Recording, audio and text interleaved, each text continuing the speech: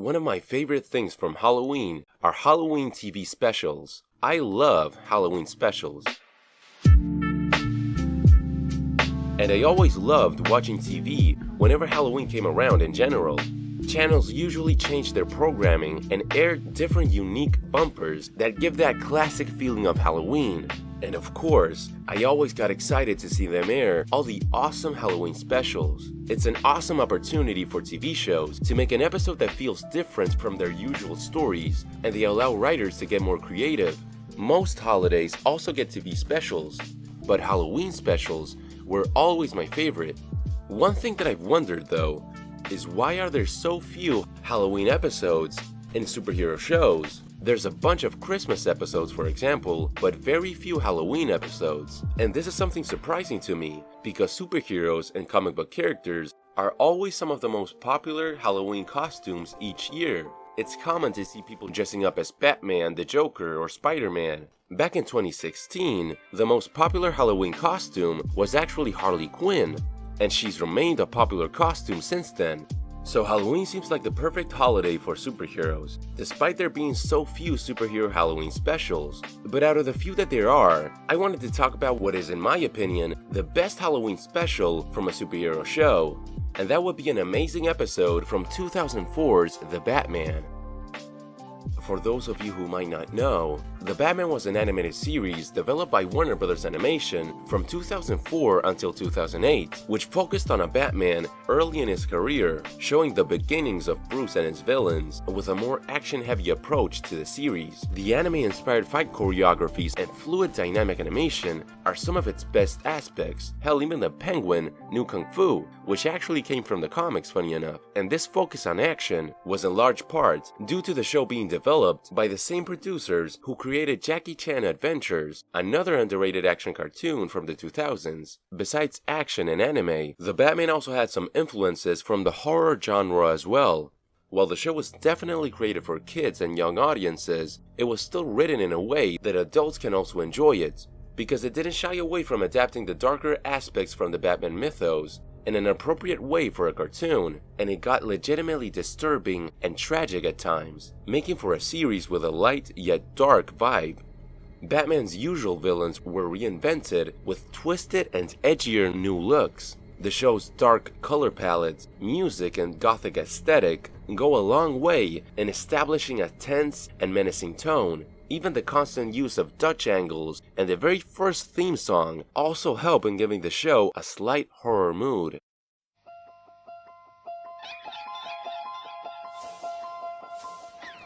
Grundy's Night is the 11th episode of the show's second season, and it served as the Halloween special of the series. Set on Halloween night, it tells the legend of Solomon Grundy and his dark connection to Gotham City, since according to urban myth, 150 years ago, on Hallows' Eve night, the monstrous zombie Solomon Grundy emerged from Slaughter Swamp to terrorize the founding families of Gotham. However, Slaughter Swamp wasn't always a swamp. Originally, it was a lake where Gotham's poor working class lived, but it was later heavily polluted by Gotham's founding fathers, since the corporate elite of the city were dumping toxic waste as a byproduct of the city's construction and expansion, turning the beautiful lake into a contaminated swamp and forcing the people that lived there to move out. But in retaliation, the people of Gotham made a ritual on Hallows' Eve that created a vengeful monster from the darkness of the swamp, Solomon Grundy, a creature born to take revenge on Gotham's founding fathers for what they did. And according to urban legend, every Halloween night, Grundy emerges from the swamp to terrorize Gotham. I love the fact that they chose to adapt Solomon Grundy on the show, especially since he's an OG Golden Age DC villain that actually has ties to Gotham City. He was established as one of the biggest villains of the original Green Lantern Alan Scott, who in the comics actually operated as the superhero of Gotham City in early DC continuity. That's why Grundy is so connected to Gotham City ever since his conception. And that's why he's also been used as a Batman villain in many of his comics and animated series. This backstory is a big reason as to why this is one of the Batman's darkest episodes. But there's one detail that makes this episode even darker, because there's a twist in the middle of the episode that reveals that the monster that we've been seeing in the episode isn't actually Solomon Grundy, it's actually Clayface, pretending to be Grundy and using the urban myth as an excuse for his crimes. And this twist connects this episode with the show's most disturbing and arguably its best storyline, the fall of Ethan Bennett. One of the best original characters that were created for the Batman was Detective Bennett. He was one of the few honest police officers in Gotham. He's a good person and Bruce Wayne's childhood friend who still has a close relationship with him to this day. Ethan is partners with Ellen Yin and directly works for Chief Rojas, two other original characters created just for the show, and their inclusion highlights one of the best aspects about this series, that being the conflict between Batman and the GCPD, since the Batman focuses on a Bruce Wayne early in his career where he still hasn't gained the trust of Gotham's police, and they still consider him to be a dangerous vigilante. We actually get to see the evolution in Batman's relationship with the GCPD from confrontational to cooperative, but at the beginning, most of the police actively hated Batman. The aforementioned Chief Rojas and Detective Yin were the two characters that most wanted to take down Batman. Bennett, however, was actually often on Batman's side. He saw the good that he was doing for such a crime-ridden city like Gotham, and he appreciated his help. He was one of the few early supporters of the Batman, and this is a big detail that makes his downfall even more tragic and disturbing, because ultimately, he ended up suffering for defending Batman and trying to do the right thing. The main conflict of Season 1 was the GCPD's hunt for Batman, which wasn't successful, and Gotham's police inability to capture Batman culminated in the two-parter season finale that begins with Chief Rojas putting even more pressure onto the GCPD because they still haven't been able to stop Batman, and he particularly took offense to how Bennett constantly defends Batman's actions, making him doubt his efficiency as a detective, and implying that he would lose his job if he didn't capture him. This made Bennett unsure of himself, and later in the episode, when him and Detective Yin have to respond to an emergency call because the Joker was threatening to use a dangerous chemical on Gotham. When Bennett arrives on the scene and sees the situation, instead of going after the Joker, he actually goes after Batman, who is of course trying to stop the Joker, but since Bennett's boss had just chastised him for not being hard enough on Batman, he's being forced to prioritize catching the vigilante. And the Joker actually takes offense to this because he felt insulted that the GCPD considers Batman to be a bigger threat than him. And so at that moment, he developed a grudge towards Detective Bennett and targeted him. The Joker ended up stalking, kidnapping, and torturing Bennett both physically and psychologically in order to break him, just like we've seen him do in other stories with Commissioner Gordon in The Killing Joke, or like with Harvey Dent in The Dark Knight.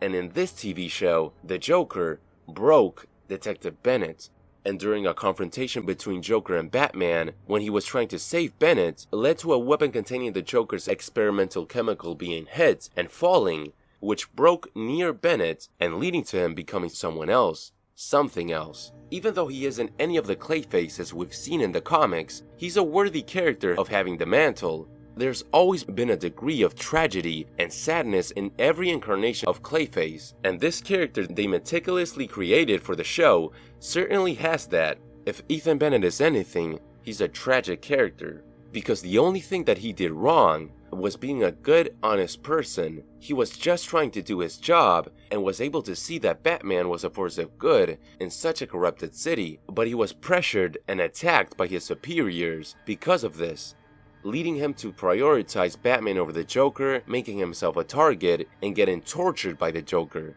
All because he was simply trying to do good. To see this devolution of a character was truly one of the best things from the Batman. Ethan's character was properly developed and given enough screen time for the audience to actually care for him. How they turned a recurring character into a villain, and seeing Bruce lose a friend in the process was well executed and portrayed. After Joker turned Bennett into Clayface, he escaped and kidnapped Chief Rojas, the man responsible for pressuring him into going after Batman, which made Joker target him. So he blames his corrupt boss for corrupting him. Batman was able to save Chief Rojas, but Clayface escaped once more. And the next time we got to see him, he was put on trial for his crimes, and he would be granted liberty since they could consider him to be mentally ill. Ethan tried to reintegrate into society, and Bruce gave him a job, but his Clayface side won over his psyche, and he ended up taking revenge against the Joker and escaping again. And this is actually where we find Bennett on Grundy's night. This is technically the only episode in the entire series where Ethan Bennett is a straight-up villain. In his other appearances, he was still somewhat of a victim who was taking revenge against those who had abused him. But this is his lowest point in the entire series. He has completely given into his Clayface personality and has become a monster, something completely different, and is simply looking for self-gain, no matter if that means hurting innocent people. He's fallen far from the heroic person we met at the start of the show. Luckily though, this story does finally end well for Ethan Bennett. The next time we see him on the show was in Season 4's episode Clayfaces, where Bennett willingly turns himself in and helps GCPD and Batman in taking down Basil Karlo, a new Clayface that appeared in Gotham, who, unlike Ethan Bennett, was never a good person before he got his powers, so when he became the new Clayface, he was a villain from the get-go. Bennett used his powers for good in order to take down this new threat, and by the end of the episode, it's established that he has lost his powers and his Clayface personality is no longer a part of him. After this, we got the episode Artifacts, which is actually set in the future of the series world, and there's one line of dialogue that reveals that in the end, Ethan Bennett became the new chief of the GCPD, so he did end up reforming and bettering his life. And this entire storyline is really cool. This was one of the first, or the very first time that we actually got to see a heroic Clayface, which is something that the comics eventually ended up doing almost a decade later. Grundy's Night was a very good episode from a very good show, and it serves as an awesome Halloween episode. While I was a little disappointed that Solomon Grundy didn't technically appear since it was revealed to be Clayface at the end of the episode, they still included a tease that the legend might be true, and it's implied that Grundy does exist. And overall, I do think that including Clayface was a good choice. It tied the episode to the show's best storyline, and Ethan Bennett is one of the best original characters created for a Batman show. His inclusion and development was greatly executed, and a fun fact about the show is that he almost wasn't included in the series. While it was being developed, the writers and producers always had the idea of giving Bruce Wayne a close friend who would end up becoming a villain. But originally, they actually wanted to use Two-Face, which also would have been a good inclusion because Harvey Dent and Bruce Wayne are always shown to be good friends in most iterations. But they couldn't include him in the Batman because of the Bat embargo from the mid-2000s, which was a studio mandate given by Warner and DC that didn't allow multiple iterations of Batman characters in multiple shows and movies at the same time. And since Christopher Nolan had plans to use Two-Face in his upcoming Dark Knight trilogy, the Batman's writers weren't given permission to use him, and they had to create Ethan Bennett instead. This is just one of the many cool behind-the-scenes facts about the Batman that I'm gonna talk about even further on an upcoming video about the Batman and its cancelled concepts. So if you're interested in that, I suggest you subscribe to the channel so you won't miss it. I have a lot of videos on Batman and comic book movies and shows in general. In any case, The Batman is a great show, and I'd like to know, what do you think about it? Have you always liked it as well?